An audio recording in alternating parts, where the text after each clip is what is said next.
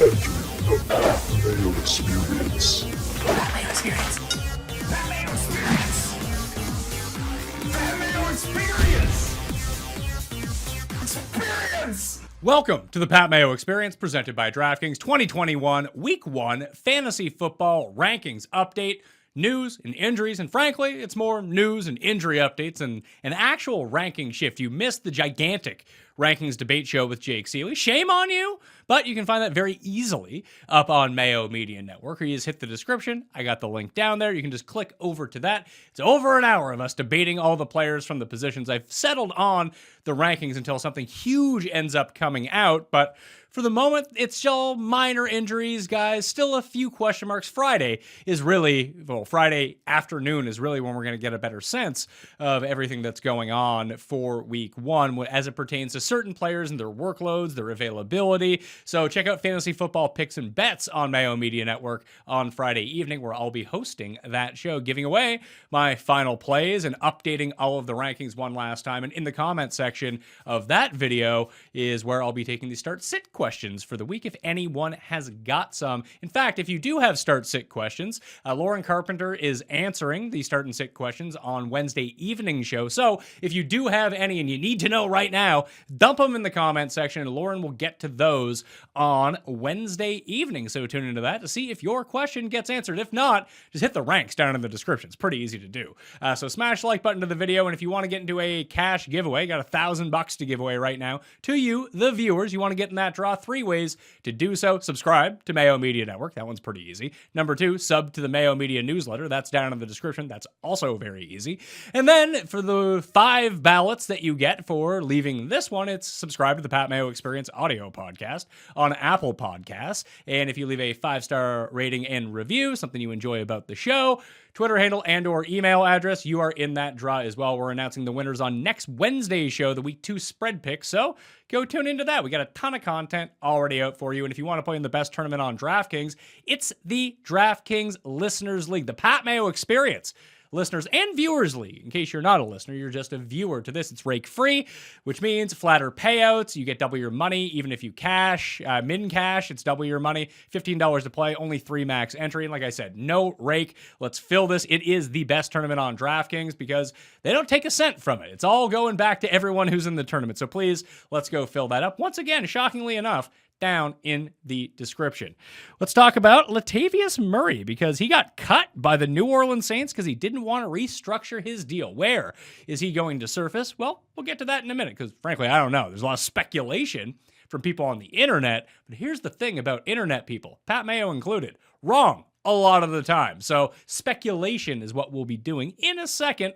But how does that really affect the New Orleans Saints? Well, Alvin Kamara is number 2 in my running back rankings. He's number 2 overall for the week for me amongst all players. So not really much on that front. It's now comes down to Tony Jones Jr. as the backup, or Dwayne Washington, who is familiar with this system because he was on the team last year. So I don't know where it's going to go. I would gamble, if you're still drafting or you have a pickup to make, on Tony Jones. He's the one who sort of balled out in the preseason. Not that the preseason means anything, but he was getting that run in place of Latavius Murray. And this is really just a backup conversation. Do you want to have a backup to Alvin Kamara? Whether you own him or not, I don't think that really matters. What you're looking for is a situation where if Kamara was to go down, would Tony Jones then become the guy, like Latavius Murray used to become the guy for the Saints? I don't know if it's going to be that pronounced where Tony Jones steps into 90% of the snaps type role.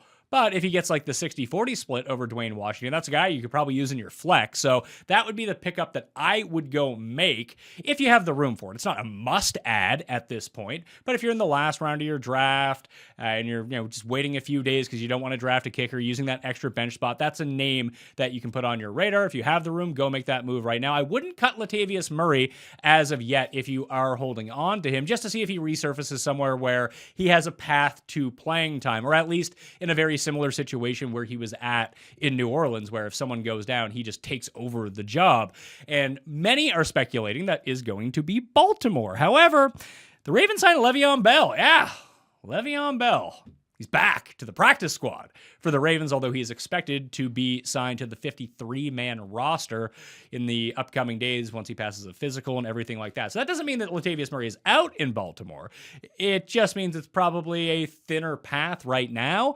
So the other places that I was trying to brainstorm, like where would he actually fit in? Well, the Rams could make some sense because, as we'll get to, both, Sony Michel might not have a full workload in week one, might not be completely up to speed on the offense, and Darrell Henderson still dealing with this thumb injury, although he is expected to play. That could be a possibility. The frightening part, because I have a lot of Mike Davis, is Atlanta. Yes, they signed Wayne Gallman, but right now, Cordero Patterson's actually listed as the running back 2 on the Falcons depth chart. When Gallmania starts running wild, everything is over. But I have enough Mike Davis in my life at this point because, hey, volume, that's great. But if Murray goes there in division, he would know the Saints playbook, bring some of that intel over. That's the old school Patriots move, signing like the biggest jabronis from the Dolphins, Jets, and Bills just to get the info from them, and then cutting them loose, giving them a little bit of a payday, cutting them loose. But Murray is probably, you put Murray as it stands right now on the Falcons, he's probably the best running back. So I'm hoping as a Mike Davis owner that doesn't happen, because that would legitimately terrify me. Like, Gallman was bad enough, being like, wow, he could be better than Mike Davis too, but it's going to take him a while to get worked into this. Murray could hit the ground running starting in like week 2 if he ends up going to the Falcons. So I'm praying that is not going to be the case. However, it does seem very logical, doesn't it? That would be, I wouldn't say a perfect fit. Not that he's going to be some sort of great shakes in Atlanta, but he'd definitely be worth rostering for the potential opportunity that could bring to him in the fantasy realm. In Baltimore, I mentioned Le'Veon Bell. Now, if Murray goes there, all bets are off with this. Obviously, Gus Edwards is the one you want to own at the moment. However, we also have other guys like Tyson Williams, the man with the most bizarre apostrophe in the history of sports. It just makes no sense to me. I don't know what the apostrophe is standing in for. And I look at it, I'm like, I don't know what's going on with this. But either way, he would be the late round pickup right now. I'd probably still want Tony Jones at the moment, because I think Bell hurts Tyson more than anyone on the Ravens. Not that you want Bell, but if it was to hurt anything, it would be him. But he's another late round flyer. I would still take Tony Jones over Tyson, but that's just the way that I'm playing it out right now. If you play in a deeper league, maybe you own both of them, because you need backup running backs for days. And these are guys, at least at the moment, who have a theoretical shot at playing time should anything happen to the starter. I mentioned Cordero Patterson. He is now listed as second on the depth chart in Atlanta. They did re-sign Quadre Olson to the practice squad. No word yet on whether he'll get elevated to the 53-man roster. It probably depends on how quickly Wayne Gallman gets up to speed in this new Atlanta offense. I would assume that's going to be pretty quickly. So it does seem like we're safe for Mike Davis for 1 week. After that, it appears like all bets are off. In other depth chart news, Tevin Coleman is listed as number 1 on the depth chart for the New York Jets right now. He's very familiar with the offense that was brought over from San Francisco. We expect Coleman, he's never really been a full-time player, so it's not like he's just going to have every single carry on the team. And they are 5.5-point dogs in this game. If they do fall behind early, then you probably don't see a ton of Tevin Coleman unless they're just really committed to establishing the run. But the more that the game flow and the game script favors a running attack for the Jets, I would expect to see a lot of Tevin Coleman. I have him the highest ranked of all Jets running backs right now, which is not very high. Spoiler alert. You can check the ranks as I update them through the week, but right now I have Tevin Coleman as running back number 32 for the week. That leaves Michael Hurricane Carter at 43 and Ty Johnson at 50. I was considering bumping up Ty Johnson to be the best of these guys, but I really don't know how the receiving game shakes down out of this backfield. It has been Johnson. It was Johnson last year. So if Zach Wilson has like a little binky blanket in him, I'm hoping it's Tyler Kroft at the tight end position, but if it is Johnson who's on the field, we know that he's a very capable pass catcher. And if this is a situation where they fall down by 10 or 14 sometime early in the second quarter, which is definitely within the range of outcomes right now, then we're in a situation where Ty Johnson could be on the field a bunch, and it just kind of kills everyone's value. So that's why I'm not going over the moon with Tevin Coleman. He's probably the most valuable one. If there's going to be a rushing score from the 3-yard line, it probably belongs to Tevin Coleman. Now, I don't know that for sure. That's the assumption that I'm making, and I have to do rankings and list the players in order, so that's the way that I went with it. So number 32 in the running back rankings is Tevin Coleman. I do also want want to let you know is that I'm running a props contest this year. It's a season-long props contest. You pick overs or unders on rushing yards or passing yards or fantasy points. You pick 5 of them every single week, and you do that on prizepicks.com if that's available in your state, which it's available in over half the states or Canada. So you can do that pretty easily. If you already have an account and money on Prize Picks, you just play one entry of $7.11 every single week with those 5 picks, and you're in the Mayo Media Network contest competing against me and Jeff and Cuss and all of the friends of the network. And top prize is $3,000 plus whatever you win along the way. There's weekly bonuses if you get all 5 picks right. If you don't have an account at Prize Picks, just go to prizepicks.com and use code MMN at deposit, and you get a deposit match of up to $100. So you deposit $100, they give you another $100, so you have $200 to play with. If you want to play in the 7-Eleven contest all year long, it's only going to cost you $130 over those 18 weeks. So if you deposit $65 with code MMN, they will give you $65, and you are covered for the year. You want to make that simple on yourself? There is a link, shockingly, in the description along with all the rules. So please support the network by subscribing and playing in this contest because, they're giving away free money. It's $3,000 to first. I think it's $1,500 to second, $1,000 for third. There's also a prize for coming in last place if you're truly that horrible, although Cust is playing every single week, so he probably has that on lockdown. Maybe you'll luck in and he won't put it in his picks. So you have to play all 18 weeks to win the booby prize of coming in last. You truly need to make horrendous picks. And if you're that good at making bad picks, you should be that good at making good picks. So keep that in mind. Thursday night football from the Dallas side. Zach Martin and Brandon Knight on the offensive line are out. Lyle Collins is going to play for the first time since 2019, which is good news. That Bucs D is going to look rather ferocious, though, with very few, at least without Martin there and everyone coming back almost full strength on the Buccaneers defensive line. We saw what they did to the Chiefs in the Super Bowl. They might do that to Dak Prescott. I broke down the Thursday night showdown contest with Justin Freeman for DraftKings, and Tampa Bay D is not a bad play, even if you use Dallas guys. It's showdown. It's a completely different strategy, which we talked through. That's one that I like right now. I currently have, where are they at? The Buccaneers. I had the Buccaneers very low on the list at number 14. That was before I knew of all of these injuries, and they are going to get upgraded to number 5 in the defense rankings for the week. That's one spot behind the Denver Broncos, one spot ahead of the Los Angeles Chargers. So that's where they will now fall. The other news for the Thursday night football game is Antonio Brown and Gio Bernard seem like they're good to go. Tuesday was a limited practice because of a quad injury that was sustained on Tuesday for Chris Godwin. Whether he's going to play or not, we don't know. I would expect him to play. I'm not changing the rankings as of yet, except for I bumped up Antonio Brown to be a fringe top 30 option, but that could get flopped around very quickly with the more news we hear about Chris Godwin going forward. So just keep an eye. If you're a Godwin owner, you don't want to take a 0 in the first game of the season in your lineups. I don't think it's going to come to that, but you have to monitor the news on the situation. I should have an update for you on, actually just subscribe to Fantasy Football Picks and Bets, the audio version. They'll have injury updates every single day over on that feed. That is more of the news source feed, the Pat Mayo Experience feed, bit of news, more laughs than anything else. Hunter Henry is expected to play.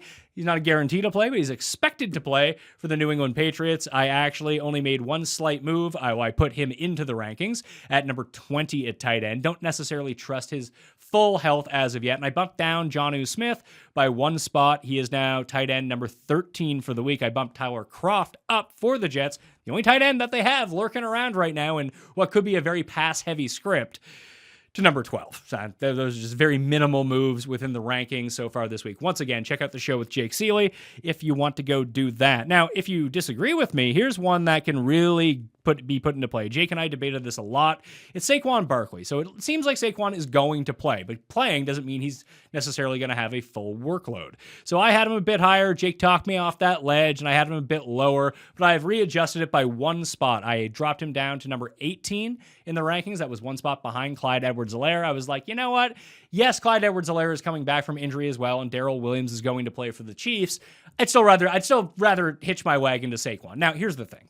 If you drafted Saquon, Saquon. You likely don't have two better options to play at running back anyway, so this is all a moot point. You're going to play Saquon Barkley. I just don't trust the floor for him this week. If they get down by a bunch, do they pull him? If they get up by a bunch, do they pull him? Do they do into a split situation with Devontae Booker? Also, they can't block. Their quarterback sucks. The team is just riddled with injuries right now. So it doesn't seem to be a very good situation for Boku fantasy points at the moment, but I do have him as running back number 17. That's behind Gus Edwards, James Robinson, Mike Davis, Saquon, Clyde Edwards-Helaire, Damian Harris, Miles Sanders, Raheem Colonel Mostert in the running back rankings. Now, if there's more information provided on Saquon Barkley, then you know what? I'll change my tune on this sort of thing, but that's the way you want to do it. The reason I bring this up is because when you see projection systems, they're going to be all over the place. Maybe you don't use projection systems. However, runthesims.com has customizable projections, and you can run each game 5,000, 10,000 times, whatever you want,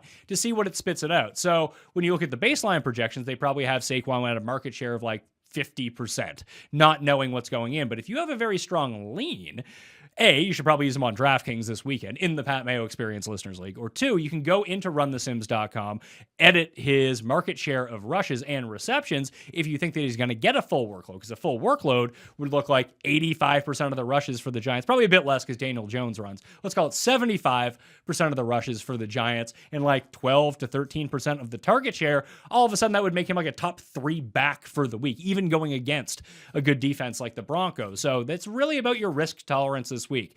I just think with everyone healthy, no bye weeks, that there's a bounty of options that you could potentially go to. And you could have been in a situation where you drafted earlier in the year, or you just loaded up at running back in the middle rounds, and those guys got elevated positions like Gus Edwards or James Robinson as the preseason went along, that you just might have safer floor options. Definitely not the same upside as Barkley if he's full go. That's why you drafted him where you drafted him.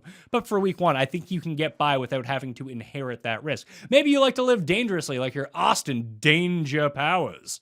But if not, you're going to be more like me, because Danger is certainly not my middle name. I'm not like the safest player in the world, but I want to make some logical decisions. But runthesims.com/Mayo gets you the 10% discount off all those premium tools. And if you want to go in and adjust as an optimizer, game simulations, head-to-head start-sit tools with a range of outcomes as well, there's a ton of tools up there, but you can go in and make your edits to see what that tells you as well if you're on the fence about playing one player versus another. So once again, runthesims.com/Mayo for that discount. Other than that, I removed Evan Ingram from the rankings. He's a long shot to play in week one. Even if he does end up playing, I'll probably put him back in at like 22, because there's a guy I don't trust to begin with, and he's hurt. Yeah, not a great combo, pal. Noah Fant, I did put into the rankings after initially having him out because I didn't think he was going to play with the leg. Now it looks like he's going to play with the leg. He's at number 14 in the rankings right now at tight end. I think he's a decent play, but he's also a no floor player, like most tight ends. If you're not scoring a touchdown at tight end, you're not like one of 5 elite guys, chances are you're probably going to score like 4 points in the week, so it really doesn't matter. So if you think he's going to score a touchdown, play him. If not, probably sit him. I think Tyler Kroft is going to score a touchdown, so that's why I'm going with that. So Evan Ingram probably not going to play. Caden Smith, also unsure of his status against the Broncos, which means Kyle Rudolph might have to play, but he's been out all preseason with a foot injury, so Giants tight ends, stay away. Kenny Golladay, my only note on him is who fucking knows what he's up to? Any of these fucking receivers. Slayton's hurt, Tony's hurt, hunky Tony. Kenny Golladay, he's hurt. Some of them may play, others may not. Sterling Shepard is playing, so he'd be the one that I would play if I was forced into a Giants receiver at this point. Darrell Henderson, as I mentioned earlier, is expected to play in week one, and Sony Michel is expected to be active in week one as well. That would lean me towards a bigger split towards Henderson if he is at least 80% healthy with his thumb injury going into week one. So I like him a lot more than I like Sony Michel, at least for this week. We'll see what happens in week two. If we get a situation where McVay really leans on Sony Michel or doesn't use him at all. If he uses him a ton, that's bad news for Henderson going forward. If he doesn't use him at all, that could just be indicative that he was not ready to play in this offense. And then we're sitting where we're at right now, just not knowing how this is going to go forward, whether he is a true backup or he's in a true timeshare, or all of a sudden he's the guy handling the rock between the 20s. All three of those possibilities are in play right now. I would start Henderson with confidence in week 1, not over Barkley, but very close. They're right around that range of low running back 2 is where I would want them. Carson Wentz looks like he's going to start in week 1. T.Y. Hilton, he's not playing. He's got neck problems. And with Wentz, he had COVID. He's got this foot injury. I don't know how good he's going to be. I love Seattle in that game. If you watch the spread pick show, Seattle is my super lock for week 1. Although I came below 500 in my super locks last year, so maybe it's good to bet the opposite of those. Who knows? Clyde Edwards-Helaire and Darrell Johnson both expected to play. Brandon Ayuk returned to practice on Monday. He's expected to go against the Lions opposite Deebo Samuel. I like Deebo better because I had bumped Ayuk down in the rankings a little bit. You can check the description for the link to find those. DeAndre Swift appears like he is going to play. At least that's what Tarzan Dan, PC principal Dan Campbell, has to say out of Detroit. How much is he going to play? I don't know, probably not a ton, probably 50% of the time at best. You probably still have to play him, although in the face of better options, like I have him ranked at, where is he at for this week? I have him ranked at number 25 in the rankings. So that's behind Darrell Henderson. That's one spot ahead of Ronald Jones. But if you wanted to play Jones or that bitch Myles Gaskin or Kareem Hunt or even Chase Edmonds or Josh Jacobs, I mean, I couldn't fault you for doing that. There's a lot of risk inherited with DeAndre Swift. And maybe we'll find out on Friday he's not playing. Then I'd have to bump up Jamal Williams. But as it stands right now, Swift and Williams are very close together as flex plays at best. That's probably all you can really hope for because it's an injury situation and it's a terrible matchup against the Niners. Let's not overlook that part of it either. Curtis Samuel is trending towards playing in week 1 for the Washington Footballs, but he's no guarantee with this groin injury and getting up to speed for conditioning for week 1 because he sat out almost all of the preseason. Jamison Crowder may have a chance to play week 1 at Carolina. He's on the COVID list right now. If not, Elijah Moore probably gets a full run of snaps. I would have to bump him up a lot more than I already have him. Probably a low 40s type receiver. Corey Davis is still the one you want to play here. Or it could just mean more slot reps for my guy Tyler Kroft. Wouldn't that be great? $2,500 on DK. Mike Williams is banged up for the Chargers and things that don't surprise anyone, and he'll probably play a few snaps, get a target, then get hurt and have to come off the field. But then he'll be back in and then get hurt when he gets targeted again. So I just don't trust Mike Williams. You want to play him? Of course he has upside, but it's not a great matchup against Washington, and it's Mike Williams who's already going into the game banged up. Probably not the best. Anthony Miller back at practice for the Texans for the first time since dislocating his shoulder on August 23rd. We're not playing Anthony Miller. Brennan, too many cooks is the only guy that you want to play from that team in week 1, I think. Maybe you're like your team sucks and you have to play Phillip Lindsay. Hopefully in week 1, your team isn't at that point yet. DJ Chark and his finger should be ready for week 1. Marv Jones. Harry! Okay, Marv. He's going to be ready for week 1 with his shoulder, the AC joint sprain. So that's great news. And Jacksonville did sign Duke Johnson as a backup. Wouldn't expect too much out of him in week 1, but it'd be interesting to see how involved he gets in the mix with Ozigbo and Hyde behind James Robinson as the primary number 2, or maybe they use like 3 people. Will Fuller, the roids, he is out. That's like the injection roids, I think, not the whole roids, but either way, he's not playing in week 1. Well, if he did have a bad case of whole roids, he probably wouldn't be able to play either. Those things fucking hurt. Trust me. Not great, pals. Adam Shaheen, COVID. He's out for week 1 because he's unvaccinated, which means he has to miss like the full 10 days. He doesn't get the benefit of the doubt by being double vaxxed and testing double negative and being allowed to come back. So he's out. He's not playing. Adam Troutman, monitor his status for the Saints during the week. He was carted off on August 23rd. And we haven't seen him since. He might play. Juwanna Man Johnson, who has the wide receiver tight end status, could be a play on the Saints, especially with their lack of depth in the receiving game. But we'll just see how that shakes out a lot closer to it. Monday Night Football is just all Raven stuff. Obviously, Justice Hill is now out for the year in the backfield with this Achilles tear. Le'Veon Bell signed. Tyson Williams is right now the handcuff unless something changes by the time I finish recording this, which it always seems to do. But he would be the primary handcuff to Gus Edwards right now. And we do know in the Baltimore offense, running back, Lamar Jackson, the next guy right now is Tyson Williams. He'll probably still get some run, like 5 to 10 touches a game. We'll see how that shakes out. Maybe he's great. Who knows? Hollywood Brown says he feels like he's 100%, which is great news because Bateman's out, Boykin's out, Watkins is back at practice. No word on whether or not he'll play, but if he doesn't play, that means Devin Duvalier is probably going to start opposite Hollywood Brown in this game on the outside. Mark Andrews just signed a great big deal as well, a 4-year extension. So Duvernay in DraftKings Showdown Monday night would probably be the play if Watkins is out, because he's going to be super cheap, and now smart people will probably be on him, but that's not the masses. The masses aren't smart, so they probably won't use him. Use the single game showdown optimizer as well at runthesims.com. We do the walkthrough on the Thursday pick show. Super easy to use, and if you're someone who wants to play multiple lineups, it's probably for you. Join that picks contest as well. All the rankings are updated right now on dknation.com. Hit the show from earlier in the week with Jake Seeley, the full week 1 rankings, if you want to see us get into it and find out why guys are ranked where they are in the rankings. If you don't care for that, you just want to see a list of players, all down in the description. All right? Thank you all for watching. Enter those giveaway contests, smash the like, sub to the channel, and that'll do it for me. We'll see you next time. That Mayo experience! Experience!